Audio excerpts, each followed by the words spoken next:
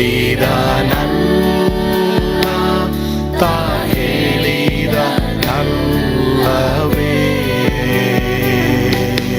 ನಾ ಕೈ ಬಿಡೇನು,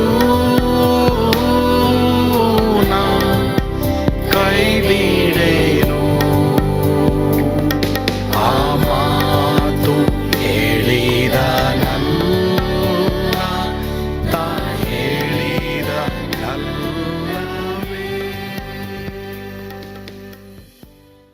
ಯೇಸು ಕೈ ಬಿಡನು ದೈನಂದಿನ ಸತ್ಯವೇದ ಅಧ್ಯಯನಕ್ಕೆ ನಿಮ್ಮೆಲ್ಲರನ್ನು ಆಹ್ವಾನಿಸುತ್ತೇನೆ. ಇದು ಈ ವರ್ಷದ ಕಡೆಯ ತಿಂಗಳು. ಆದ್ರಿಂದ ಈ ವರ್ಷದಲ್ಲಿ ಈ ಕಡೆಯ ತಿಂಗಳಿಗೆ ದೇವರು ನಮಗೆ ಕೊಡ್ತಾ ಇರುವಂತ ವಾಗ್ದಾನವನ್ನ ನಾವು ನೋಡ್ಕೊಳ್ಳೋಣ.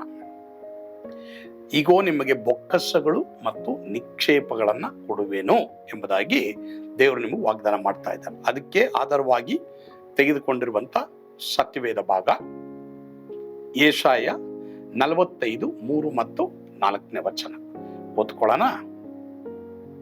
ನಿನ್ನ ಹೆಸರು ಹಿಡಿದು ಕರೆಯುವ ನಾನು ಯೆಹೋವನು, ಇಸ್ರಾಯೇಲ್ಯರ ದೇವರು ಎಂದು ನೀನು ತಿಳಿದುಕೊಳ್ಳುವ ಹಾಗೆ ಕತ್ತಲಲ್ಲಿ ಬಚ್ಚಿಟ್ಟಿರುವ ಆಸ್ತಿ ಪಾಸ್ತಿಯನ್ನು, ಗುಪ್ತ ಸ್ಥಳಗಳಲ್ಲಿ ಮರೆ ಮಾಡಿದ ನಿಧಿ ನಿಕ್ಷೇಪವನ್ನು ನಿನಗೆ ಕೊಡುವೆನು. ನನ್ನ ಸೇವಕನಾದ ಯಾಕೋಬಿಗಾಗಿ, ನಾನು ಆದುಕೊಂಡ ಇಸ್ರಾಯೇಲಿಗಾಗಿ ಹೆಸರು ಹಿಡಿದು ನಿನ್ನನ್ನು ಕರೆದಿದ್ದೇನೆ. ನೀನು ನನ್ನನ್ನು ಅರಿಯದವನಾಗಿದ್ದರೂ ನಿನಗೆ ಬಿರುದನ್ನು ದಯಪಾಲಿಸಿದ್ದೇನೆ. ಇಲ್ಲಿ ದೇವರು ಇಸ್ರಾಯೇಲ್ಯರಿಗೆ ವಾಗ್ದಾನ ಮಾಡ್ತಾ ಇದ್ದಾರೆ. ನಿನ್ನ ಹೆಸರು ಹಿಡಿದು ನಾನು ಕರೆದಿದ್ದೀನಿ. ಯಾಕೆ ನಿನ್ನನ್ನು ಕರೆದಿದ್ದೀನಿ? ಕತ್ತಲಲ್ಲಿ ಬಚ್ಚಿಟ್ಟಿರುವ ಆಸ್ತಿ ಪಾಸ್ತಿಯನ್ನು, ಗುಪ್ತ ಸ್ಥಳದಲ್ಲಿ ಮರೆ ಮಾಡಿದ ನಿಧಿ ನಿಕ್ಷೇಪಗಳನ್ನ ನಿನಗೆ ಕೊಡ್ತೀನಿ ಅಂತ ದೇವರು ವಾಗ್ದಾನ ಮಾಡಿದ್ದಾರೆ. ಯಾರಿಗೆ? ಇಸ್ರಾಯೇಲ್, ಯಾಕೋಬನ ಸಂತತಿಗೆ. ಸರಿ, ಇದು ನಿಜವಾಗಲೂ ಲೌಕಿಕವಾದಂತ ನಿಧಿ ನಿಕ್ಷೇಪನ ಅಥವಾ ಇದು ಏನಾದ್ರೂ ಆತ್ಮಿಕವಾದ ಅರ್ಥ ಕೊಡುತ್ತಾ? ಖಂಡಿತವಾಗಿ ಆತ್ಮಿಕವಾದ ಅರ್ಥ ಕೊಡುತ್ತೆ. ಯಾಕೆಂತ ನಾವು ನೋಡುವಾಗ ಕತ್ತಲಲ್ಲಿ ಬಚ್ಚಿಟ್ಟಿರುವ ನಿಧಿ ನಿಕ್ಷೇಪಗಳು ಯಾವುದು ಅಂತ ನಾವು ನೋಡುವಾಗ ಅದು ಸೈತಾನನು ಕಟ್ಟಿರುವಂತ ಆತ್ಮಗಳು. ಆತ್ಮ ಅನ್ನೋದು ನಿಧಿ ನಿಕ್ಷೇಪಗಳಿಗಿಂತಲೂ ಉತ್ತಮವಾದದ್ದು, ಅಮೂಲ್ಯವಾದದ್ದು. ಯಾಕಂದ್ರೆ ಯೇಸು ಸ್ವಾಮಿ ತಾನೇ ಏನ್ ಹೇಳಿದ್ದಾರೆ, ಒಬ್ಬ ಮನುಷ್ಯನು ಲೋಕವನ್ನೆಲ್ಲ ಸಂಪಾದಿಸಿಕೊಂಡ್ರು ಆತ್ಮ ನಷ್ಟಪಟ್ಟರೆ ಪ್ರಯೋಜನವೇನು? ಒಂದು ಕಡೆ ಇಡೀ ಲೋಕದ ಬೊಕ್ಕಸಗಳನ್ನ ಇಟ್ಟು ಆತ್ಮವನ್ನ ಇನ್ನೊಂದು ತಕ್ಕಡಿಯಲ್ಲಿ ಇಟ್ರೆ ಆತ್ಮಕ್ಕಿರುವಷ್ಟು ವ್ಯಾಲ್ಯೂ ಬೊಕ್ಕಸಗಳಿಗಿಲ್ಲ. ಯಾಕಂದ್ರೆ ಬೊಕ್ಕಸಗಳು ನಾಶವಾಗ್ತದೆ. ಹಾಗಾದ್ರೆ ದೇವರು ಏನೇನು ಬೊಕ್ಕಸಗಳನ್ನ ನಮಗ್ ಕೊಡ್ತೀನಿ ಅಂತ ಹೇಳಿದ್ದಾರೆ, ಅದನ್ನ ನಾವು ಈ ದಿನ ಧ್ಯಾನ ಮಾಡೋಣ. ಒಂದನೇದಾಗಿ ಲೂಕ 10:42. ಕೆಲವು ಮಾತ್ರ ಬೇಕಾದದ್ದು ಅಥವಾ ಒಂದೇ. ಮರಿಯಳು ಆ ಉತ್ತಮ ಭಾಗವನ್ನು ಆರಿಸಿಕೊಂಡಿದ್ದಾಳೆ, ಅದು ಆಕೆಯಿಂದ ತೆಗೆಯಲ್ಪಡುವುದಿಲ್ಲ ಎಂದು ಉತ್ತರ ಕೊಟ್ಟನು. ಒಂದನೇದಾಗಿ ಬೊಕ್ಕಸವಾದ ಯೇಸು. ಪ್ರಿಯ ದೇವರ ಮಕ್ಕಳೇ, ಇವತ್ತು ಲೋಕದಲ್ಲಿ ಏನೆಲ್ಲ ನಾವು ಕೂಡಿಡಬೇಕು ಅಂತ ಪ್ರಯತ್ನ ಮಾಡ್ತೀವಿ, ಅದರಲ್ಲಿ ಏನ್ ತಪ್ಪಿಲ್ಲ. ಆದರೆ ಯೇಸುವನ್ನ ಸಂಪಾದನೆ ಮಾಡ್ಬೇಕಂದ್ರೆ ಯೇಸುನೇ ನಾವು ಹೆಚ್ಚು ಆರಿಸ್ಕೊಳ್ಬೇಕು. ಯಾಕಂದ್ರೆ ನಮ್ಮನ್ನ ಪರಲೋಕ ಕರ್ಕೊಂಡು ಹೋಗೋದು ಅವರೊಬ್ಬರೇ. ಪಾಪ ಕ್ಷಮಾಪಣೆಯಿಂದ ನಮಗೆ ಬಿಡುಗಡೆ ಆನಂದ ಕೊಟ್ಟಿರುವವರು ಯೇಸು ಸ್ವಾಮಿ ಒಬ್ಬರೇ. ಮರಿಯಳು ಮತ್ತೆ ಮಾರ್ತಳು ನಾವು ನೋಡುವಾಗ ಯೇಸು ಅವ್ರ ಮನೆಗೆ ಬಂದಾಗ ಅಡಿಗೆ ಮಾಡಿದ್ಲು ಮಾರ್ತಳು. ಆದ್ರೆ ಆಕೆಗೆ ಯೇಸುವಿನ ಪಾದದ ಬಳಿ ಕುಳಿತುಕೊಳ್ಳಕ್ಕೆ ಟೈಮ್ ಇರಲಿಲ್ಲ. ಮರಿಯಳು ಟೈಮ್ ಮಾಡ್ಕೊಂಡು ಅವಾಗ ಯೇಸು ಈ ಮಾತನ್ನ ಹೇಳಿದ್ರು, ಮರಿಯಳು ಉತ್ತಮ ಭಾಗವನ್ನು ಆರಿಸ್ಕೊಂಡಿದ್ದಾಳೆ. ಪ್ರಿಯ ದೇವಜನರೇ, ಮಾತ್ರವಲ್ಲದೆ ಈ ಸಂದೇಶವನ್ನ ಕೇಳಿಸ್ಕೊಳ್ತಾ ಇರುವಂತ ಯಾರಾದ್ರೂ ಪರವಾಗಿಲ್ಲ, ಇವತ್ತು ಯೇಸುವನ್ನ ಆರಿಸ್ಕೊಳ್ರಿ. ಅವರೇ ನಿಜವಾದ ಬೊಕ್ಕಸ. ಅವರು ನಮಗೆ ದಾಹ ಇಲ್ಲದೆ ಇರುವಂತ ನಿತ್ಯ ಜೀವದ ನೀರನ್ನ ಅವ್ರು ಕೊಡ್ತಾ ಇದ್ದಾರೆ. ಎರಡನೇ ಬೊಕ್ಕಸ ನಿನಗೆ ಕೊಡ್ತೀನಿ ಅಂತ ದೇವರು ಹೇಳ್ತಾ ಇದ್ದಾರೆ. ಅದು ಯಾವುದು ಎಂಬುದಾಗಿ ನಾವು ನೋಡುವಾಗ ಕೀರ್ತನೆ 19ನೇ ಅಧ್ಯಾಯ 10ನೇ ವಚನ. ಯೆಹೋವನ ಭಯ ಪರಿಶುದ್ಧವಾಗಿದೆ, ಅದು ಶಾಶ್ವತವಾದದ್ದೇ. ಯೆಹೋವನ ವಿಧಿಗಳು ಯಥಾರ್ಥವಾದವುಗಳು, ಅವು ಕೇವಲ ನ್ಯಾಯವಾಗಿದೆ. ಅವು ಬಂಗಾರಕ್ಕಿಂತಲೂ ಅಪರಂಜಿ ರಾಶಿಗಿಂತಲೂ ಅಪೇಕ್ಷಿಸತಕ್ಕವುಗಳು. ಅವು ಜೇನಿನಿಗಿಂತಲೂ ಶೋಧಿಸಿದ ಜೇನುತುಪ್ಪಕ್ಕಿಂತಲೂ ಸಿಹಿಯಾಗಿದೆ. ಇದು ಸತ್ಯವೇದವಾಗಿರುವ ಬೊಕ್ಕಸ. ಪ್ರಿಯ ದೇವರ ಮಕ್ಕಳೇ, ನೀವು ಸತ್ಯವೇದವನ್ನ ಬೊಕ್ಕಸವನ್ನಾಗಿ, ನಿಧಿ ನಿಕ್ಷೇಪವನ್ನಾಗಿ ನೀವು ನೋಡಬೇಕಾಗಿದೆ. ಯೇಸುಸ್ವಾಮಿ ಒಂದ್ ಕಡೆ ಹೇಳಿದ್ರು, ಮನುಷ್ಯನು ರೊಟ್ಟಿ ತಿಂದ ಮಾತ್ರದಿಂದ ಬದುಕುವುದಿಲ್ಲ, ಆದರೆ ದೇವರ ಬಾಯಿಂದ ಹೊರಡುವ ಪ್ರತಿಯೊಂದು ಮಾತಿನಿಂದ ಮನುಷ್ಯನು ಬದುಕ್ತಾನೆ ಎಂಬುದಾಗಿ ಯೇಸಪ್ಪ ಹೇಳಿದ್ರು. ಪ್ರಿಯ ದೇವರ ಮಕ್ಕಳೇ, ಇವತ್ತು ಸತ್ಯವೇದಕ್ಕೆ ಎಷ್ಟು ಟೈಮ್ ಕೊಡ್ತಾ ಇದ್ದೀರಾ? ಸತ್ಯವೇದವನ್ನು ಓದ್ತಾ ಇದ್ದೀರಾ? ಧ್ಯಾನ ಮಾಡ್ತಾ ಇದ್ದೀರಾ? ಯೋಚನೆ ಮಾಡಿ. ಅದರಿಂದ ನೀವು ದೂರವಾಗಿದ್ದೀರಾ? ದಾಹ ಇಲ್ವಾ? ಬೇಗ ದೇವರ ಹತ್ರ ಒಂದಿನ ಉಪವಾಸನ, ಒಂದು 9 ಉಪವಾಸ ಇದ್ದು ನನಗೆ ಸತ್ಯವೇದ ಓದಕ್ಕೆ ದಾಹನೇ ಇಲ್ಲ, ನೀನು ಮಾತಾಡೋದು ನನಗೆ ಅರ್ಥನೇ ಆಗ್ತಾ ಇಲ್ಲ, ಆ ಬೊಕ್ಕಸವನ್ನು ನಾನು ಕೊಡು, ಅದರ ಪ್ರಕಟಣೆಗಳನ್ನ ನಾನು ಕೊಡು ಅಂತ ಕೇಳ್ರಿ. ಖಂಡಿತವಾಗಿ ನಿನಗೆ ಕಾರ್ಗತ್ತದಲ್ಲಿ ಬಚ್ಚಿಟ್ಟಿರುವ ನಿಧಿ ನಿಕ್ಷೇಪಗಳನ್ನ ಕೊಡ್ತೀನಿ ಅಂತ ಹೇಳಿದಂತ ಕರ್ತನೆ ಇಟ್ಕೊಡದೇ ಇರ್ತಾರ, ನಿಮಗೆ ಖಂಡಿತವಾಗಿ ಸತ್ಯವೇದ ಎಂಬ ಬೊಕ್ಕಸವನ್ನು ಕೊಡ್ತಾರೆ. ಮೂರನೇದಾಗಿ ನಾವು ನೋಡುವಾಗ 1 ಕೊರಿಂಥ 6:19, ದೇವರಿಂದ ದೊರಕಿ ನಿಮ್ಮೊಳಗೆ ನೆಲೆಗೊಂಡಿರುವ ಪವಿತ್ರಾತ್ಮನಿಗೆ ನಿಮ್ಮ ದೇಹವು ಗರ್ಭಗುಡಿಯಾಗಿದೆ ಎಂಬುದು ನಿಮಗೆ ತಿಳಿಯದೋ?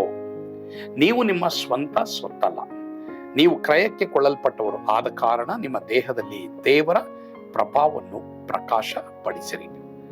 ಆಲಯದಲ್ಲಿ ಬೊಕ್ಕಸ ಎಂಬುದಾಗಿ ನಾವು ನೋಡ್ತೀವಿ. ಅಂದ್ರೆ ನೋಡಿ, ನಾವೇ ದೇವರ ಆಲಯ, ಆ ದೇವೆಂಬ ಆಲಯದಲ್ಲಿ ಪವಿತ್ರಾತ್ಮನು ವಾಸ ಮಾಡ್ತಾರೆ ಎಂಬುದಾಗಿ ನಾವು ನೋಡ್ತೀವಿ. ನೋಡಿ, ದೇವರೇ ನಮ್ಮಲ್ಲಿ ವಾಸ ಮಾಡುವುದು ಎಂತ ಒಂದು ದೊಡ್ಡ ಒಂದು ನಿಧಿ.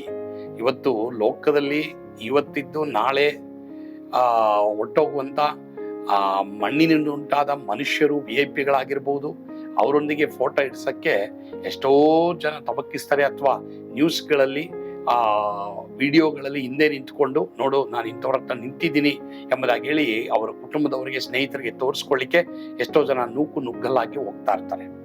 ಅವ್ರು ಇವತ್ತಿದ್ದು ನಾಳೆ ಮಣ್ಣು ಪಾಲಾಗುವಂತ ವ್ಯಕ್ತಿಗಳು.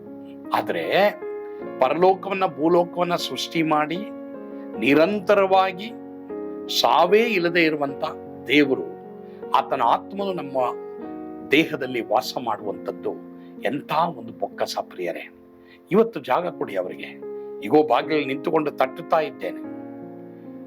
ಯಾವನಾದ್ರೂ ನನ್ನ ಶಬ್ದವನ್ನು ಕೇಳಿ ಬಾಗಿಲನ್ನು ತೆರೆದರೆ ನಾನು ಒಳಗೆ ಬಂದು ಅವನ ಸಂಗಡ ಊಟ ಮಾಡುವೆನು, ಅವನು ನನ್ನ ಸಂಗಡ ಊಟ ಮಾಡುವನು. ಏನಾದ್ರ ಅರ್ಥ? ಯೇಸು ಸ್ವಾಮಿಯೊಂದಿಗೆ ನಮಗೆ ಸಂಭಾಷಣೆ, ಪವಿತ್ರಾತ್ಮನ ಅನ್ಯೋನ್ಯತೆ ನಮಗಿರ್ತದೆ ಪ್ರಿಯರೇ. ಒಂದು ವೇಳೆ ಈ ಎಕ್ಸ್ಪೀರಿಯನ್ಸ್ ನಿಮ್ಗೆ ಇಲ್ಲದೆ ಹೋದ್ರೆ ಇವತ್ತೇ ಬಾಗಿಲು ತೆರೀರಿ. ಸ್ವಾಮಿ, I need that personal relationship with you. ನಿನ್ನೊಂದಿಗೆ ಆ ರಿಲೇಶನ್ಶಿಪ್ ಬೇಕು ದೇವರೇ ಅಂತ ಕೇಳಿ, ಖಂಡಿತವಾಗಿ ಆ ರಿಲೇಶನ್ಶಿಪ್ ಕರ್ತನ ನಿನಗೆ ಕೊಡ್ತಾರೆ. 4ನೇದಾಗಿ ಜ್ಞಾನೋಕ್ತಿ 15:6, ಶಿಷ್ಟನ ಮನೆಯಲ್ಲಿ ದೊಡ್ಡ ನಿಧಿ, ದುಷ್ಟನ ಆದಾಯವು ಕಳವಳವೇ. ಮನೆಯಲ್ಲಿ ಬೊಕ್ಕಸವನ್ನ ಕೊಡ್ತೀನಿ ಅಂತ ಹೇಳ್ತಾ ಇದ್ದಾರೆ. ಏನದು? ಕಳವಳ, ದೊಡ್ಡ ನಿಧಿ ಅಂತ ಬರೆದಿದೆ. ದುಷ್ಟನ ಆದಾಯ ಕಳವಳ ಅಂದ್ರೆ ಸಮಾಧಾನ ಇಲ್ಲ. ಶಿಷ್ಟನ ಮನೆಯಲ್ಲಿ ದೊಡ್ಡ ನಿಧಿ ಏನ್ ಗೊತ್ತಾ?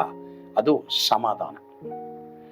ಇವತ್ತು ಎಷ್ಟೋ ಜನಕ್ಕೆ, ಎಷ್ಟೋ ಇವತ್ತು ಲೋಕದಲ್ಲಿರುವಂತಹ ಜನರಿಗೆ ಎಷ್ಟೋ ಐಶ್ವರ್ಯ, ಆಸ್ತಿ ಪಾಸ್ತಿ ಇದೆ, ಅವ್ರಿಗೆ ಸಮಾಧಾನ ಇಲ್ಲ. ಆದ್ರೆ ದೇವರ ಮಕ್ಕಳಿಗೂ ದೇವರು ಎಷ್ಟೋ ಆಸ್ತಿ ಪಾಸ್ತಿಗಳ ಐಶ್ವರ್ಯ ಕೊಟ್ಟಿದ್ದಾರೆ, ಬಟ್ ಅವ್ರಿಗೆ ಸಮಾಧಾನ ಇದೆ. ಯಾಕೆ?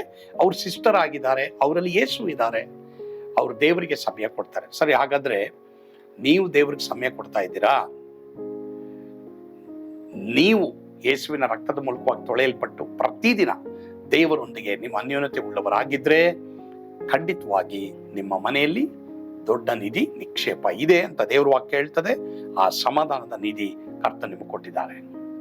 5ನೇದಾಗಿ ಧರ್ಮೋಪದೇಶ ಕಾಂಡ 28:12, ಯೆಹೋವನು ಆಕಾಶದಲ್ಲಿರುವ ತನ್ನ ಜಲನಿಧಿಯನ್ನು ತೆರೆದು ನಿಮ್ಮ ದೇಶದ ಮೇಲೆ ಬೆಳೆಗೆ ಬೇಕಾದ ಹಾಗೆ ಮಳೆಯನ್ನು ಸುರಿಸಿ ನಿಮ್ಮ ಎಲ್ಲಾ ವ್ಯವಸಾಯವನ್ನು ಸಫಲ ಮಾಡುವನು. ನೀವು ಅನೇಕ ಜನಗಳಿಗೆ ಸಾಲ ಕೊಡುವಿರೇ ಹೊರತು ಸಾಲ ತೆಗೆದುಕೊಳ್ಳುವುದಿಲ್ಲ. ಸರಿ, ಇಲ್ಲಿ ದೇವರು ಆಕಾಶದಿಂದ ಬೊಕ್ಕಸವನ್ನ ನಾನು ಸುರಿಸ್ತೀನಿ ಅಂತ ಹೇಳ್ತಾ ಇದ್ದಾನೆ. ಏನದು ಎಂಬುದಾಗಿ ನಾವು ನೋಡುವಾಗ, ದೇವರಿಗೆ ವಿಧೇಯರಾಗಿ ನಾವು ನಡೆಯುವಾಗ ಆಕಾಶದ ಬೊಕ್ಕಸವೇ ದೇವರು ನಮ್ಗೆ ಸುರಿಸ್ತಾನೆ. ಪ್ರಿಯರೇ, ನಿಮ್ಮಲ್ಲಿ ಎಷ್ಟೋ ಜನ ದೇವರಿಗಾಗಿ ಕೊಡ್ತಾ ಇದ್ದೀರಾ, ದೇವರ ಸೇವೆಗಳಿಗೆ ಕೊಡ್ತಾ ಇದ್ದೀರಾ. ಬರೀ ಹಣ ಮಾತ್ರ ಅಲ್ಲ, ನಿಮ್ ಟೈಮ್ ಕೊಡ್ತಾ ಇದ್ದೀರಾ, ಅಥವಾ ನಿಮ್ಮ ತಲಾಂತುಗಳನ್ನು ಕೊಡ್ತಾ ಇದ್ದೀರಾ. ಹೀಗಾಗಿ ನಿಮಗೆ ಆಕಾಶದಲ್ಲಿರುವ ಜಲನಿಧಿಯನ್ನು ದೇವರು ತೆರೀತಾರೆ, ಬೆಳೆಗೆ ಬೇಕಾದಂತ ಹಾಗೆ ಮಳೆಯನ್ನು ಸುರಿಸ್ತಾರೆ, ನಿಮ್ಮ ಎಲ್ಲ ವ್ಯವಸಾಯ ಸಫಲ ಮಾಡ್ತಾರೆ. ಯಾರಾದ್ರೂ ರೈತರು ಈ ಒಂದು ವಾಕ್ಯವನ್ನ ಕೇಳಿಸ್ಕೊಳ್ತಾ ಇದ್ದೀರಾ? ನಿಮಗೂ ಸಹ ದೇವರು ಹೇಳ್ತಾ ಇದ್ದಾರೆ, ಬೇರೆಯವ್ರಿಗೆ ಮಳೆ ಬರ್ದೇ ಇರ್ಬೋದು, ನಿನಗೆ ಮಳೆ ಬರುವ ಹಾಗೆ, ನಿನಗೆ ಒಳ್ಳೆ ಬೆಳೆ ಬರುವ ಹಾಗೆ ಮುಂಗಾರು ಹಿಂಗಾರು ಮಳೆಯನ್ನು ದೇವರು ಕೊಡ್ತಾರೆ. ನೀನು ಅನೇಕ ಜನಾಂಗಗಳಿಗೆ ಸಾಲ ಕೊಡ್ತೀಯ ಹೊರತು ಸಾಲ ತೆಗೆದುಕೊಳ್ಳಲ್ಲ. ಒಂದು ವೇಳೆ ಯಾರ್ಯಾರಿಗೆ ಇವತ್ತು ಸಾಲ ಇದೆ, ಈ ಒಂದು ವಾಗ್ದಾನವನ್ನ ಕ್ಲೈಮ್ ಮಾಡ್ರಿ, ಕೇಳ್ರಿ, ಹೇಳ್ರಿ, ಅರಿಕೆ ಮಾಡ್ರಿ. ನಾನು ಸಾಲ ಕೊಡ್ತೀನಿ ಹೊರತು ಸಾಲ ತೆಗೆದುಕೊಳ್ಳೋದಿಲ್ಲ ಅಂತ. ದೇವರು ಖಂಡಿತವಾಗಿ ನಿಮಗೆ ಈ ಆಶೀರ್ವಾದಗಳನ್ನ ಕೊಡ್ತೀನಿ ಅಂತ ಹೇಳಿದ್ದಾರೆ.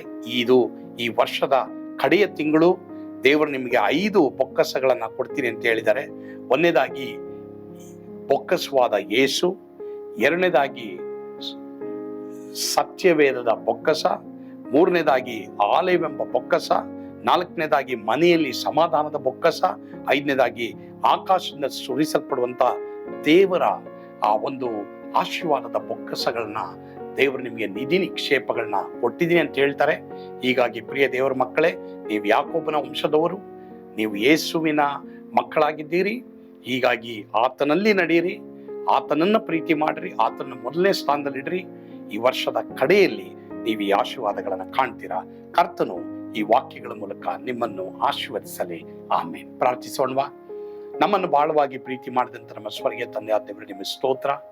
ಹೌದಪ್ಪ ಸ್ವಾಮಿ, ನೀನೇ ನಮ್ಮ ಬೊಕ್ಕಸ, ಸತ್ಯವೇದವೇ ನಮ್ಮ ಬೊಕ್ಕಸ, ಪವಿತ್ರಾತ್ಮನು ನಮ್ಮ ಹೃದಯದಲ್ಲಿರುವುದೇ ಬೊಕ್ಕಸ, ಸಮಾಧಾನವೇ ನಮಗೆ ಬೊಕ್ಕಸ. ಮಾತ್ರವಲ್ಲದೆ ಪರಲೋಕದಿಂದ ನೀನು ಆಶೀರ್ವಾದವನ್ನ ಸುರಿಸ್ತೀನಿ ಅಂತ ಹೇಳಿದ್ಯಾ. ಯಾರ್ಯಾರಿಗೆ ಈ ನಿಧಿ ನಿಕ್ಷೇಪಗಳಿಲ್ವೋ ಅವರಿಗೆ ನೀನು ಉಚಿತವಾಗಿ ಕೊಟ್ಟಿದ್ಯಾ. ಎಲೈ ಬಾಯರದ ಸಕಲ ಜನರೇ ನನ್ನ ಬಳಿಗೆ ಬನ್ರಿ ಎಂಬುದಾಗಿ ಹೇಳಿದ್ಯಾ. ಯೇಸುವಿನ ಬಳಿಗೆ ಬರುವುದಕ್ಕೆ ಎಲ್ಲರ ಕೃಪೆ ಕೊಡು, ದೇವರ ಮಕ್ಕಳಿಗೂ ಕೃಪೆ ಕೊಡು. ಯೇಸುವಿನ ಹೆಸರಿನಲ್ಲಿ ಪ್ರಾರ್ಥಿಸ್ತೇವೆ ಸ್ವಾಮಿ, ಆಮೇನ್. ಕರ್ತನು ತಾನೇ ನಿಮ್ಮನ್ನು ಆಶೀರ್ವಾದ ಮಾಡಲಿ. ಸ್ವರ್ಗದ ಆನಂದ ನಿಮ್ಮನ್ನ ತುಂಬಿ ತುಳುಕಲಿ. ಆಮೇನ್.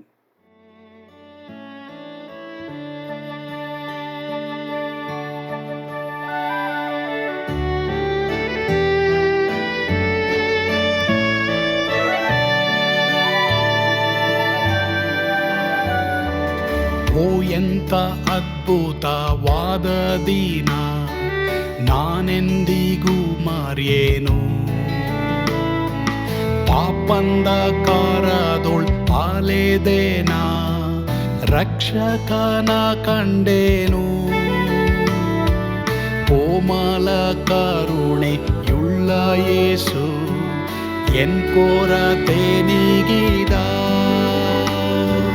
ಕತ್ತಲೆ ಹೋಯಿತು, ಜ್ಯೋತಿಯು ಮೂಡಿತು, ನಾನೀಗ ಧನ್ಯನಾದೆ.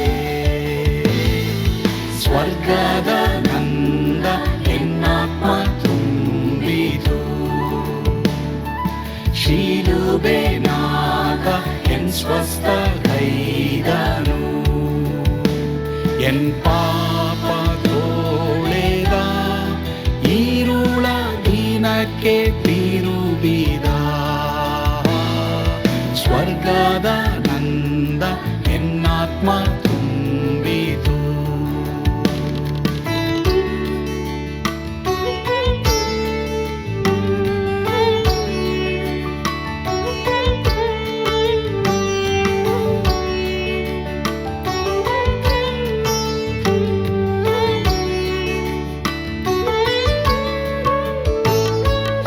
ಆತ್ಮನ ನೂತನ ಜನ್ಮದಿಂದ ದೇವಪುತ್ರನಾದೇನು. ನೀತಿ ನಿರ್ಣಯವ ಹೊಂದಿದೇನು, ಭಾಗ್ಯವಂತನಾದೇನು. ಪಾಪಾತ್ಮನಾಗಿ ನಾ ಬಂದಾಗಲೇ ಆಶೀರ್ವಾದ ಸಿಕ್ಕಿತು. ಕೃಪೆಯ ಮೂಲವೇ ರಕ್ಷಣೆ ಹೊಂದಿದೆ, ಸುನಾಮ ಕೊಂಡಾಡುವೆ. ಸ್ವರ್ಗದ ನಂದ ಎನ್ನಾತ್ಮ ತುಂಬಿತು, ಶಿಲುಬೆನಾಗ ಎನ್ ಸ್ವಸ್ಥ ಕೈದನು. ಎನ್ ಪಾಪ ತೋಳೆದ, ಈರುಳ ದಿನಕ್ಕೆ ತಿರುಗಿದ. ಸ್ವರ್ಗದ ನಂದ ಎನ್ನಾತ್ಮ ತುಂಬಿತು.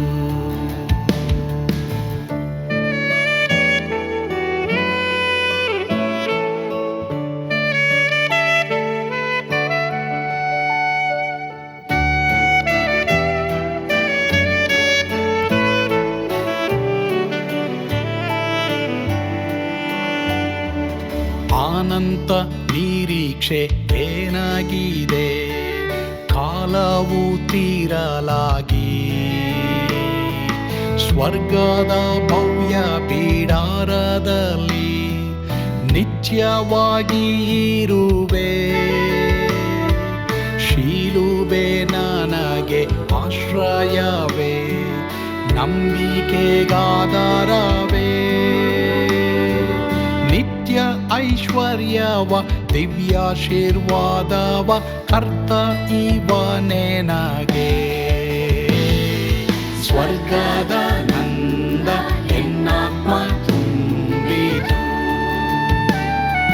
ಶಿಲುಬೆ ನಾಗ ಎನ್ ಸ್ವಸ್ಥ ಗೈದನು. ಎನ್ ಪಾಪ ತೋಳೆದ ಈರುಳ ದಿನಕ್ಕೆ